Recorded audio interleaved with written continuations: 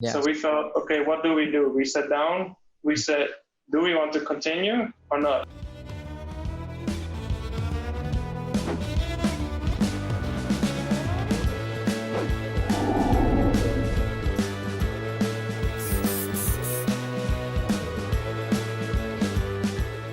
Hey, I am Sam, your host, and this is Startup Fuck Ups. I believe we met randomly on the internet, and so Andi and Wessel, can you tell me more about what you guys are doing and where are you from? Yeah, so I'm Wessel. I'm originally from Netherlands. Since 3 years, I'm doing front-end freelancing. Well, maybe full stack. Yeah, and I live in Berlin. I moved 5 years ago, and that was career-wise definitely the best decision I made. And so far, been in contact with great people here, and yeah, I met Andi here. So yeah, I'm Andi. I'm coming from Bremen. It's in northern Germany. I moved to Berlin like a bit more than 2 years ago. And I work as front-end developer and interface designer, so some kind of an interface engineer. And for almost 2 years, I'm freelancing now. And yeah. Nice. That's really great. One of the things that I always ask the people that I speak with is that where they are from and what does entrepreneurship mean culturally speaking where you guys are from. Yeah, so where we both originally come from, I think it's quite limited because we both come from middle-sized cities where there is of course some industry and there are some opportunities, but I would say it is limited. So coming to Berlin, I think was a really, really big eye-opener. Yeah, at least for me. And if you see, I mean, Berlin is famous now for tech and startup. There's the resources are unlimited. There's so much you can do. I love it here. Yeah, Bremen is not really a startup city. I'm not sure if we even have something like a startup hub. Okay. We have some meetups, or I think one meetup for web development. It's pretty interesting, but the scene is pretty small. So you know almost everyone there. And moving to Berlin was also for me a big step for my career. I met here interesting people. Just the fact that we have so many co-working spaces here gives you such a good opportunity to meet people and work with them. Yeah, definitely. Definitely, that's amazing. Yeah, and because I have spoken with other founders, and one thing that I have found in common is that each one of them are immigrants. They are moving from one country to another or from one city to another, and I was asking myself, so what is the relationship between taking the decision of moving to a new country or to a new city related with entrepreneurship, and how do you guys believe that changed your mindset? Ooh, I mean, I think if you speak about Berlin and kind of immigrant expats starting businesses, I mean, that is, if you work in tech in general here in Berlin, I think, first of all, half of the people are not German. So that by definition, someone coming from another country. Definitely. And then maybe from the other half of people, Germans who come to Berlin, there even more than a half is also not from Berlin. So the chance that you meet someone in a bigger tech hub, not from that city, I think is just higher because of that reason. Okay, interesting. Well, I'm from Bremen, so I stayed in Germany, so I don't know. I mean, you moved to a city, so it's also almost like a different culture here, I can imagine.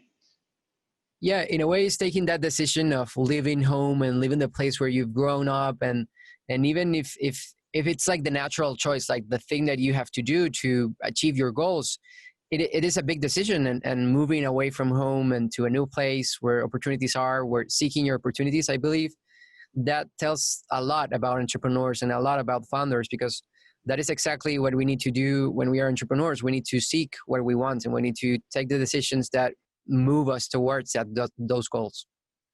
Absolutely. Couldn't agree more. Yeah, definitely. So now moving on, tell me a bit about the project that you were working and that you developed it and then feel that you fucked up and you failed. Yeah, the project was called, the software we built was called the name is Inki. Mm-hmm. And Inki is a software it's a management tool for tattoo artists, which helps them to organize the requests of their customers and managing their appointments. Okay. So yeah, in the end, it's a management tool. Yeah, of course. And I mean, it was directed for tattoo artists and then... Exactly. Tattoo artists and studios. All right. Some target group. And what happened? You started developing this, then you went on, decided to do the application. How long did it take you to take it from there to the next step? What happened? Okay, yeah, that's the story, right? So, well, maybe let's start like Andi had the idea because he was hanging around tattoo studios quite a bit. Big tattoo fan, and I wanted to build something where I have a relation to. Mm-hmm. So that was the idea. Yeah, and you told me like at some point he wrote in the Berlin startup community Slack group, mm-hmm. Hey, I have a great idea related to the tattoo industry. I'm looking for people that want to join me. Exactly. And I was in a phase of doing a lot of freelancing, but not always being that satisfied with it. And I had some time and energy to do something new. So I thought, hey, it sounds interesting. I would just message him and let's see what comes out of it. And then I messaged him, and he was directly from the beginning really honest about in which phase he is and what motivated him to do. And it was even on chatting already quite a bit of a click. And then we said, let's meet up. We met up just somewhere at a co-working space, sat down, had a coffee, and exchanged our interests. And then we thought, hey, that could work. It could work, yeah. Nice. That's an amazing story, and amazing because you got online and you found something that you were looking for, and that it resonated with you, because that is also really important, that you work on something that you feel that you like and that you have some relationship with, or that you feel like you're working towards that thing that you're loving, right? Yeah, and it shows also what kind of opportunities do you have in Berlin. Mm-hmm. The Slack up channel connected us. I don't know. I think you wrote after some hours. Yeah. We met some days later, so it was super quick. Yeah, the first connection and also the feeling, and just in general, it was really, really good. I think we found each other in that way. Okay. Super quick. And then, so we started to brainstorm about what we want. Mm-hmm. And that was a time that we thought, what do we exactly need? What is the first priority in this market? Because you need to understand this market is big, is huge. Yeah. It's huge here in Germany. And I also understand in like Spain, it's also really big, for example. Yeah. And then certain countries in Asia, like Thailand, where a lot of tourists come, and the tattoo industry is really big. And a lot of the States and England. Everywhere. But especially in Berlin. But Berlin, they say, don't want to brag, but they say it's the tattoo capital of the world. Yeah. Interesting. I didn't know that. We have some areas here like Friedrichshain where almost every 2 meters is another tattoo shop. Oh, yeah, absolutely. Okay. Nice. Interesting. So we thought this is the perfect environment to start an idea like this. And then we thought, okay, what do we need to do? What is lacking? So Andi naturally started to speak with his tattoo artist and some other tattoo artists in the same studios. And you noticed that it was analog. Yeah. The first idea was to build something like a search engine or a search machine for finding tattoo artists. For example, you're looking for someone who is specialized in lettering and he lives in Barcelona. Okay. There's not really a place to do it right now, or when we started. there are places like Instagram, but you can't search for specific names or cities in Instagram. Okay. So you need to know your artist if you want to look on Instagram. Okay. So we thought, okay, let's build a platform where customers can search for specific things. Okay. That was the first idea. And the second idea was, to build this management tool, because mostly they get their requests on Instagram, telephone, email, Okay. the worst case on Facebook. Mm-hmm. And in the end, it's a mess. Different channels, different requests. Yeah, yeah. People saying, "Hey, I want to have a butterfly," to a tattoo artist that does only 3D stuff. It's a common pain for tattoo artists. Yeah, the whole communication with the customers is super annoying. Okay. And we thought, okay, let's build a solution all in one to help them with this problematic, to give them more time for their creative space. Yeah. And in the end, they are not tattoo artists for managing their clients. They want to make great art. And we wanted to help them to keep this time free with Inki. Yeah, that was the idea. Exactly. And then we figured out already soon, okay, this is a lot of ideas. How do we start this even, where do we go from here? Yeah. And then we thought, okay, we need to go to one specific problem at the first, and then from there we could probably work out to different things. So we figured from the beginning we had the idea to build an MVP, next minimum available product. Yeah. And the idea was, let's start with one really important feature or with two features and then build everything on top. So we can go online as soon as possible and get feedback from our customers. Yes. Yeah. And then we did a lot of workshops, so many. Yeah. So and brainstorming sessions. Like how many? Sorry.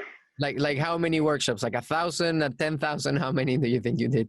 I mean, let's say in the beginning we did more workshops and conceptioning meetings than development or designing. Yeah, and we still worked on our own stuff. So it was, at that time we were not like, hey, let's quit our job or let's focus on this for now. Like we just sat down once, twice a week in the evening. We were both full-time with projects. Yeah, so we just took it as a side project. Mm-hmm. And that was going okay, but we thought we need some vision here. Okay. So maybe you can talk about how we got in first contact with the branding agency, because this is a quite... There's a branding agency. It's a small 2 people in Berlin, and we had the same customer. And I met the guys. They were pretty cool. And at one point we found out, okay, we need some cool graphics, like a logo. We need a name. The name wasn't from the beginning Inki. Okay. And some branding design. We needed an identity. Exactly. We needed a cool identity. And I thought these guys could help us. And I contacted him and asked, hey, this is our idea. What do you think about? And then we met. And he was like, actually, I like the idea so much. I would love to get involved in this project. Okay. And after a short time, we decided to take him in our founder team. Okay. Yeah, after we did like 1-2 workshops with him as well to get a little bit an idea of what he can do for us and what we are doing. And then there was quite a mutual understanding of each other. Like everyone was quite hyped to go forward. So we were actually really happy that we have not 1, but 2 branding guys in our team. Amazing. Who were really driven. So they were responsible for the branding, marketing, and the overall design of the brand. Yes, and we were doing the developing, and Andi would get more in contact with the field itself. Yeah, we could say we were the team for the product, and they should promote it. What was your passion that motivated towards that? Oh, several things. Yeah, were the reason why we wanted to start it. First of all, we wanted to go the way from the beginning till end of building a company and building our own product. Okay. That was definitely a reason.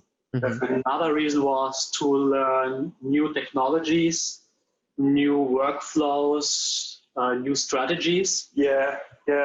And while the workshops, we had one workshop where we tried to find out what is our brand identity as a team. And we had the sentence, we love to create and not to consume. Yeah. So we wanted to create something. Okay. Yeah. I remember that Andi said at some point to me, I'm sick of just working all day in and out for agencies, making products I don't like. Mm-hmm. And I thought that was a really good motivation. And for me, I had so many different tech stacks. Like I always wanted to I just saw how overcomplicated companies or people I work with make their application. And I thought that I can do that so much easier. And of course, I tried to suggest it in that way, but now I had the full power to start like, hey, I'm going to do it this way. I'm going to do it with this technology. Yeah, nobody will say, hey, do it like this or do it like that. So it was the kind of freedom for me technically to do whatever I want. And for Andi, it was mostly to get into creating something new for a passion he's been involved in for years. I think we both have a big passion for music, and the title industry is not too far away from music. Also, outcome of the workshop was tattoo artists are some kind of rock stars. Okay. So it was pretty close to build something for the tattoo industry. Yeah, we always try to have this kind of attitude, not too serious, keep it easy. We love that way of working, and that's also how we started. And with the branding agency, in the beginning, it was perfect that way, I would say. Yeah. Great, that's great. And you were saying that you really like music? Yeah. We both of us are into music a lot, yeah. Yeah, me too. I love music. Like that's my thing. That's what I do. And what type of music do you like? All from rock to metal, hip hop, a lot of techno stuff. Okay. I think we have in common. We have rock music. Yeah, we discuss a lot. Andi is a Gibson guy. I'm a Fender guy. We play both guitar. We both play guitar. We have guitar in our office. Yeah, I'm in the soft rock and roll, and he is into the hard rock metal. So there are some discussions there, but yeah, we share the passion for music. All right. What do you like, Sam? I love jazz and rock. I'm really into rock and jazz and music and the new fusion that it's continuing right now, like the evolution of jazz right now. It's something amazing. And I play the guitar and the piano as well. I'm much better at the piano. I'm currently doing some lessons on jazz improvisation. So yeah, it's amazing what I can do. And if that's one of my passions as well. I really love music. Yeah. Great. Yeah, I think that's still me and Andi also the first passion. Yeah. With more than 10. Maybe we should make a music podcast someday. Yeah, definitely. Completely agree. I was thinking about that because I do not know if there are many jazz podcasts or music that mixes things, so we can do something like that together if you want. Yeah, I would love to be involved with that. Yeah, definitely. So you were building up and you find this branding agency, and the branding agency came back to join your founders team. And what happened next? What were the next steps that you took? Well, we started to work together really closely. We did two weekly meetings with the branding agency. We sat there, we had our process, we were really intensely thinking. This came mostly from the branding agency. They had kind of a framework they work with. Okay. And they were really keen on that, and they were super passionate about that, and that was working really well at that point. And we then sat down, we say, okay, we're gonna now make a booking form. That was the thing we made our niche, like a booking form for Instagram. Yeah. And there consumers can request tattoos, and this comes in at the mailbox of the tattoo artist. And then we talked about the interface, and then, okay, when we were home, everyone would do their things. And then the next Tuesday, we'd sit there, look at it, and then, a bit of feedback. So the product was shaping really together with the identity. We had we got the name Inki because it's like the name ink from tattoo ink, and it was the name of the character we developed together as well. So we thought Inki is the store manager. Yeah. Okay, interesting. So Inki was also your buyer persona, your avatar that you were going to... Yeah, exactly. That was a small, something like a emoji or smiley. Yeah, we thought we need something funny, not too serious. Also, we said, and we had massive discussions about this actually, like how detailed should it be, how good should it be even? Because we thought if we make it too wanting to look nice, tattoo artists will think they try to make something cool, but it's not cool. So we thought if we make something crappy, looking like with paint, they will think like they didn't even try. Okay. That was the idea, and that was kind of the brand identity. Like we didn't take it too serious. We wanted to keep a good laugh in there. That's really interesting. Yeah. We had weekly meetings with them. We set deadlines. What happened then?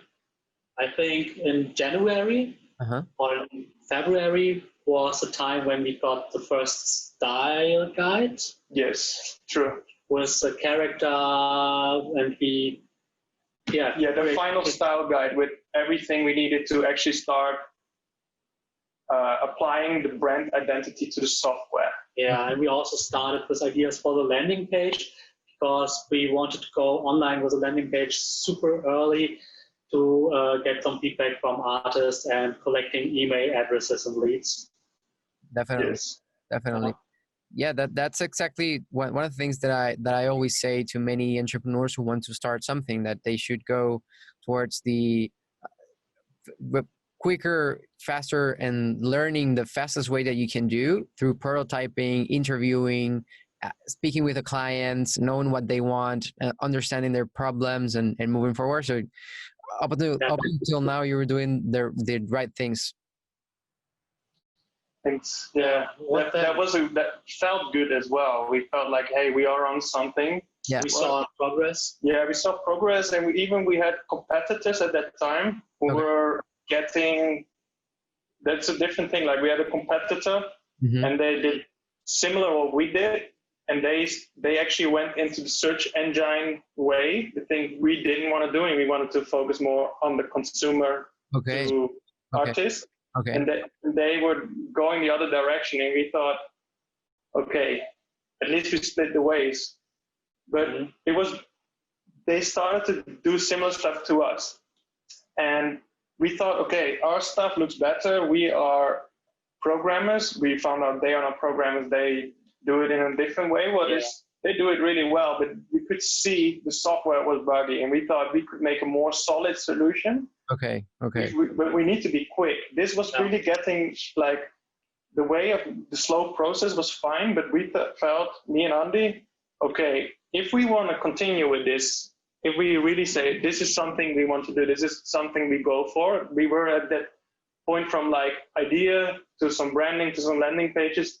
Now is the moment to push it through. And we thought the competitors getting closer. We didn't even launch yet, so we need to do it now. That was our overall feeling. Yeah. And luckily, we had some time when Corona hit. Okay. And we were both almost free. I was completely free. You, like, for me, 80%. like it kind of stepped down bit by bit. Okay. What happened is we were in that good flow. We saw the competitor coming closer, but we needed to now get in a faster pace. And because of Corona, we had less work indeed. Yeah. Okay. And we saw it also as a chance to get more attraction from the artists because they couldn't work at that time. Yeah. Maybe now is the time for them to check out new softwares or workflows for their daily business because now they have the time for it. Yeah, of course.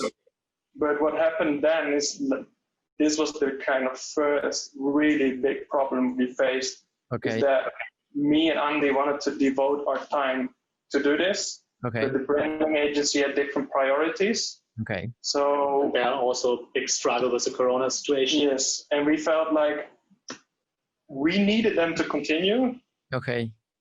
But we had the time to continue. So we first started to just speak with them and asking, can you finish this thing by then, to make deadlines? Okay. Okay. But because of their situation, they couldn't promise anything anymore, unfortunately. Yeah. So we felt, okay, what do? We sat down, we said, do we want to continue or not? And we said both, yeah, we want to continue. Definitely.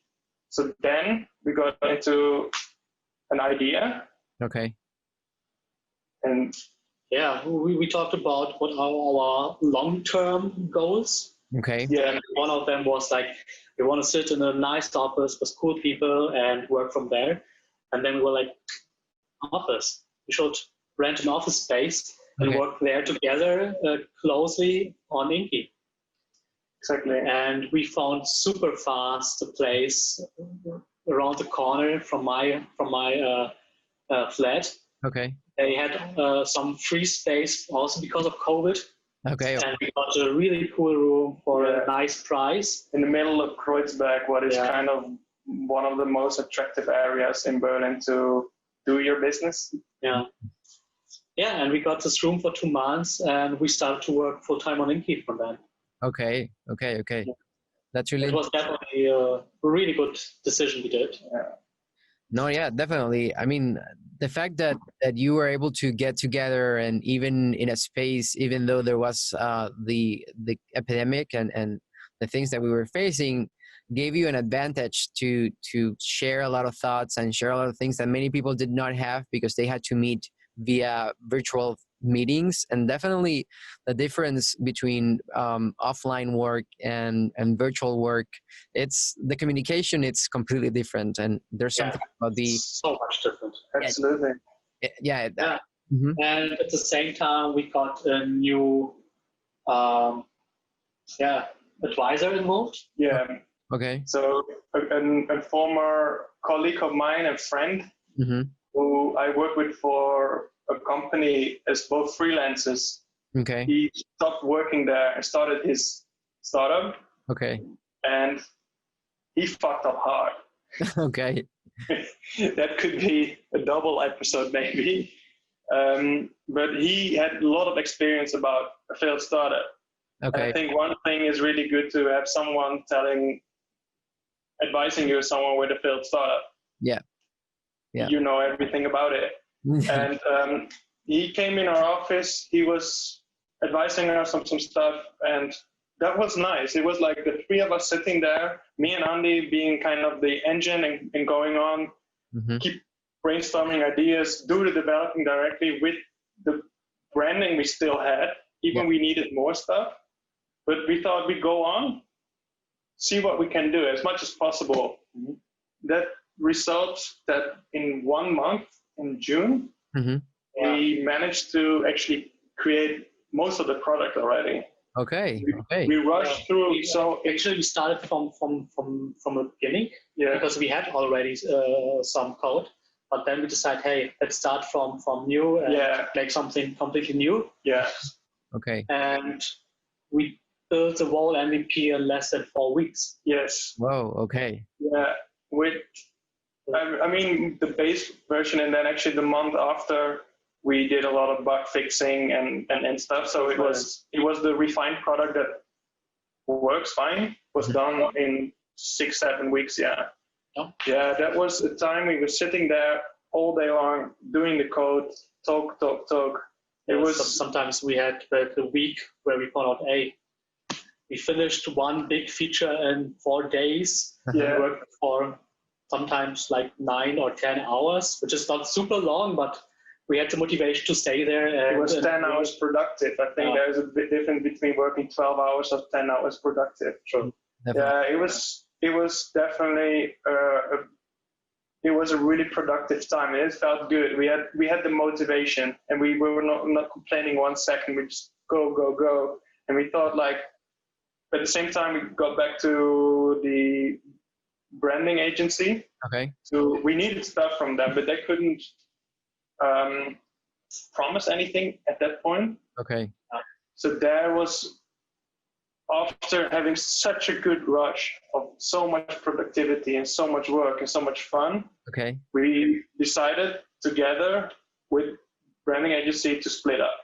So that meant that we needed to continue together with our advisor. Okay.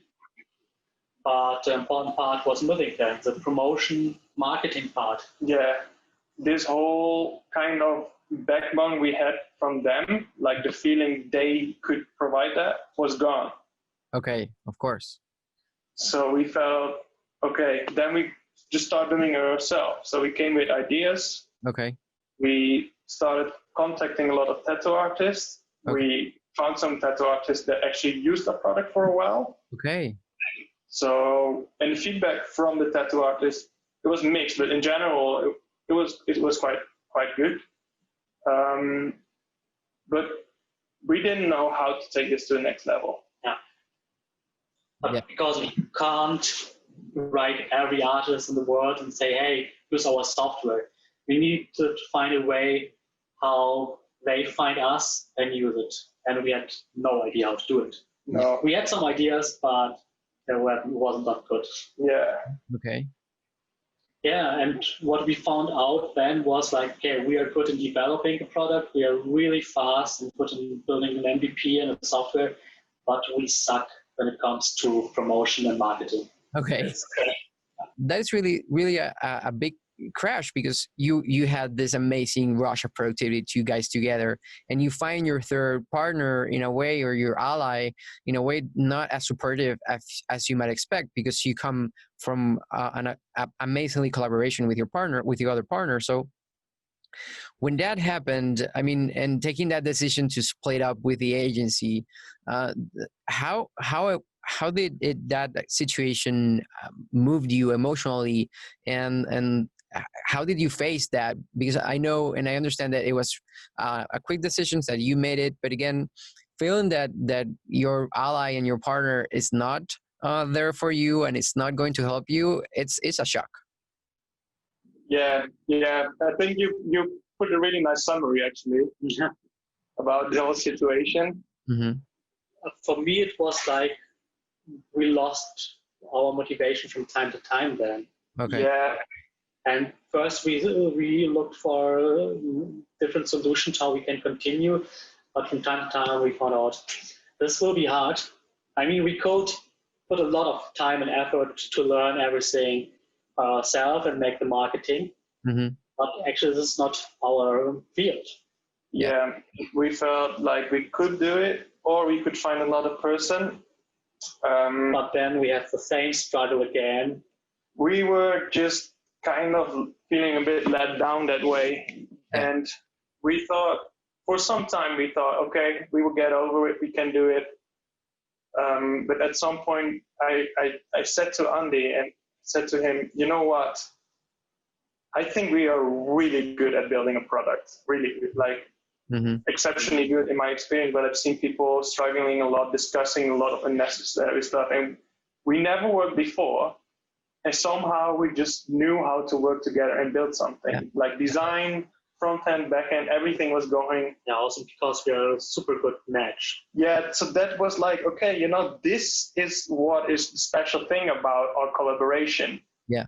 We match professionally in this way, but both of us have no passion to sell a product apparently, or at least not this product. Okay. Where we thought we make a lot of decisions, and we talk with the target group, and we try to make them use it, and that in some extent worked, but doing the next step was not for us, and we couldn't find the right person.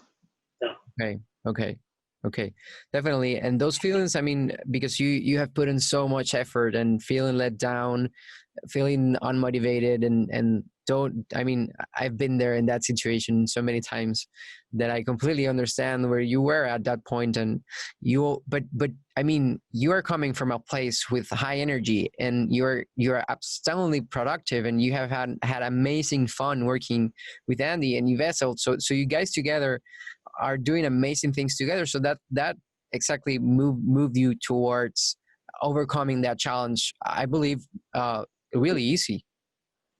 Yeah, actually, yes, because we were both sure we wanted to work together. So we don't want to split up and go again into 100% freelance for agency or other customers. Yeah. And we thought, okay, what can we do now? Should we start another product? Okay. We were like, no, we need money now. We can't work for free anymore because we didn't have any investors or something. We just invested our own time. Mm-hmm. And while we built Inki, we already had the idea, why not building software for customers to get some revenue and put it in Inki. Yeah. Okay. And then we had the idea, let's work as an agency together. Yeah. So we can keep our team building cool software, maybe MVPs for startups, but don't have the next step. We don't need to promote it. Yeah. Exactly. Well, still promote it, but we need to sell something we have such an expertise of. Yeah. So that's why we got motivated to now start an agency together. Okay. Take it.agency. Okay. And we just continue the way we worked before. And yeah, of course. So we want to keep the workflow, how we built Inki, but for customers now. Yeah. Yeah, of course. No, that is really amazing. And having the ability to turn down this situation into a new thing and transform it, that is really valuable. And I truly admire the people that can do that, because many people would have felt let down and would have perhaps done something else. But I mean, you guys pushed through, and then you were thinking, so yeah, we want to keep working together. We need to find this thing, and you did it. You're doing it right now. So yeah. Yeah, I mean, if I look back at the time, what was the best part?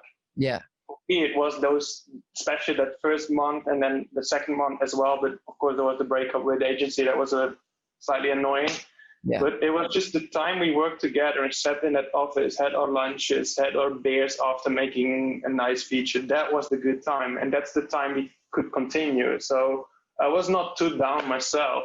Yeah. Okay, I understand. And we remembered one of the outcomes of one of the first workshops. It was, we want to learn something. Yeah. And even we don't make money with Inki later, we want to sell our new knowledge. And that's exactly what we do now. Yeah. That's really powerful, because you already went into this new experience with thinking about learning something, and just like doing it and on that way has definitely helped you. I mean, not feeling so down and not feeling really as if it was like a big failure or a big mistake, but you can say that you have faced an amazing challenge and you were already prepared to it. I mean, and that is really amazing, and that is an amazing story that you have told me so far. So I want to know more about what you guys, because a lot of the people that I have interviewed before have spoken to me about when they face this situation, even if it wasn't like a big failure, but this situation that changed the outcome, that you had to think about other things, they were really openly talking about their emotional support group. I mean, their families, their friends, the people who were around you that truly supported them. And you guys had that together because you two were working and having some amazing fun. So you two were supporting each other. And that is exactly one of the things that I believe helped you get up and really move again forward so fast that it didn't even hit you.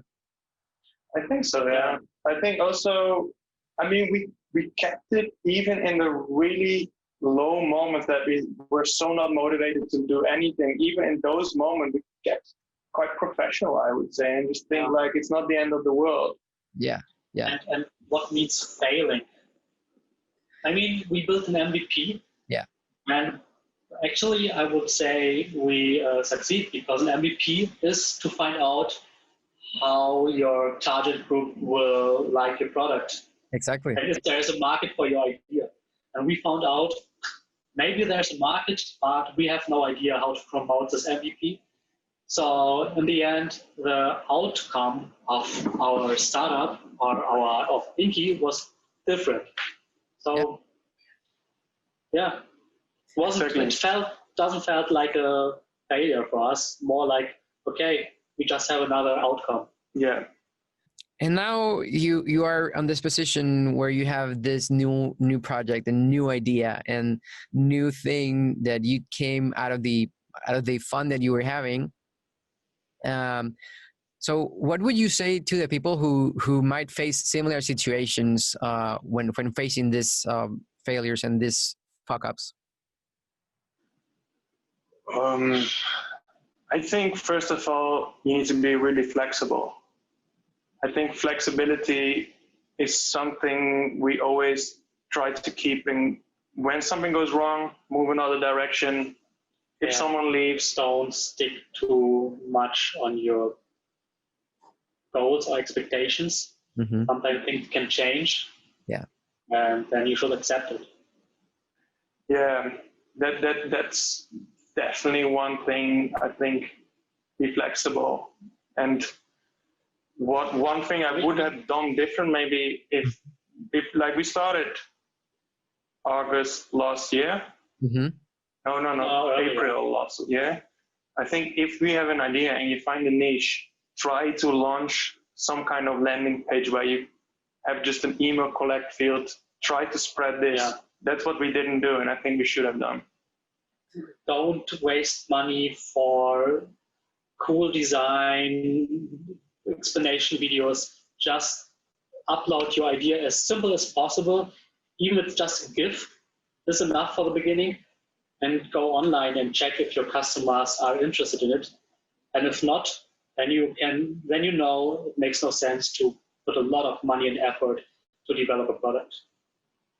Definitely. Yeah. I could not agree more with you, because I'm always working with software entrepreneurs, and one of the things that I always tell them is that there's no need to develop a complicated solution or a blockchain big data thing to do it, because clients and investors do not buy into mobile applications or websites or the cool best design. Clients and investors buy into the humans that are doing it and the problems that are solving for themselves. So definitely that's an amazing agreement that we are on. And what we also learned is stop thinking as a developer or designer, because your customers, they absolutely don't care about your code quality or what kind of font you used. They are more care about the idea. Exactly. So all the finishing, the great stuff you can put online later and improve your product, but go online as soon as possible. Definitely. It's that thing that you can. I always say that you need to learn faster from your ideas, and the way to do it. I really like to apply the experimentation mindset, which is something that I have been working on since just some little time. And it's a mindset in which everything that you do, every initiative, every marketing initiative, every minimal viable product, every contact that you make with your clients is treated as an experiment, in a way that it has a hypothesis, it has variables, and it has results that you then evaluate. So you can take the next decision based on those results, based on what the experiment outcome that. Yeah, this is also one thing we tried to do, but couldn't fully accomplish. Like, I would also say always try to stick as close as possible to your target group, because our target group, tattoo artists, is a very complicated target group. Yeah. Because most of them don't want to do anything online. And the people that do stuff online, they feel also a lot of times, okay, it's going well this way, why would I change it? And another important thing is that we need to know or to understand that the most tattoo artists, they have more work or more clients as, say, less than a decade called tattooing. So it's a bit hard to sell them a product to improve or to get more customers, because they have more than enough. Yeah. But at the same time, they were complaining about the communication with clients. So that's what we tried to solve. So we found out for this, we need to always get directly feedback. And we did it to some extent, but not enough. So I think sticking close to your target group is one of the most important things. In the best case, you're one of the target group in your team. Yes. Yeah, amazing.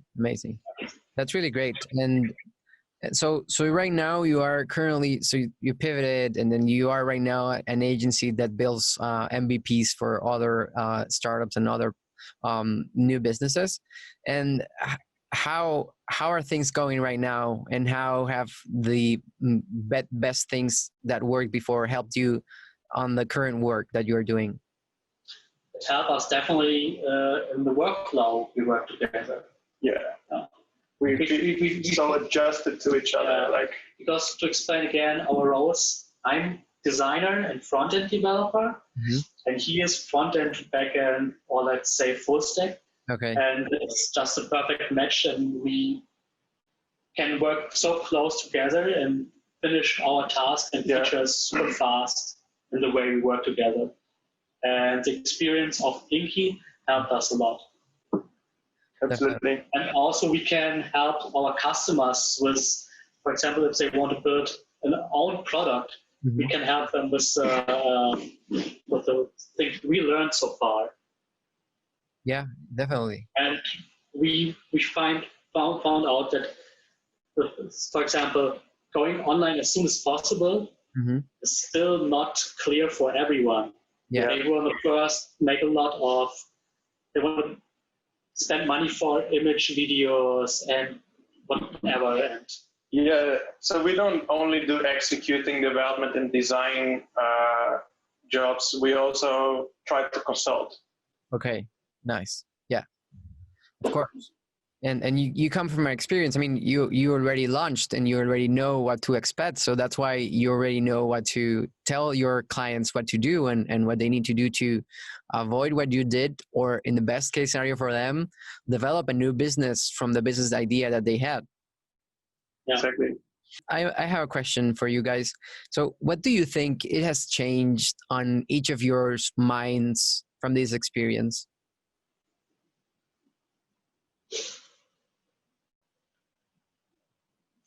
I would say it helped us and believe in ourselves that we can manage more than we think maybe in the beginning. So even you think like, oh, I don't know if I can do it, just start and you will be able to finish it. Yeah, absolutely. Just try something. Don't be afraid to roll it out there. Okay. Yeah. We are less scared, I would say. Yeah. More confident to just do something and also say to someone, hey, we can do this. And we do it because we did this. And not like, hey, we can do this maybe. No, we're definitely more confident. Yeah. Amazing. Well, guys, I mean, thank you for your story. And again, I truly admire your courage to come here and speak about this experience that you have, because again, many people don't feel as comfortable coming here and speaking about what they faced and about what their experiences that they had. I believe sometimes the people, and I include myself in many occasions, we have some fears and we have some problems with the things that make us vulnerable. And this is exactly why what I'm trying to do, where I'm trying to get everyone into a state where they can freely speak about failure, they can freely speak about their experiences, and they feel comfortable by working on their projects, and they can try it, and if they like it, it's great, because it doesn't matter if you failed, you already like the process and you already enjoyed the ride. And if you find your passion towards that in that process, I do believe that is the most powerful thing you can do. I have seen founders invest a lot of money in software solutions that did not see a return on the investment. That is why I've changed my perspective on how to approach when you're starting a new business initiative. Now, one of the things I seek to define first for a new business initiative is its core business. And I do this using the Techless MVP exercise. This exercise allows you to find out what are you good at and what is your business good at. For example, Uber is good at moving people from point A to point B, just as Andi and Wessel understood that they were really good at making MVPs and prototypes. Finding the core business allows the execution for a flexible model in which you adapt given the current circumstances, enabling a fast decision process backed with factual information. So, if you're seeking to develop a new business software solution, I encourage you to seek for a great co-founder match. Also, find your core business and start selling it. Don't wait for a website. Don't wait for an app. Go ahead and start selling it. Thank you for watching. Our goal is to help founders see failure from a different perspective. If you like this episode, remember to like the video and let us know in the comments what have you learned from failure. Are you interested in learning more? You can check our Patreon for exclusive content and subscribe to our mailing list for weekly updates. You will find the links for that in the description of this video. Remember to subscribe to our channel to receive notifications when we publish new videos.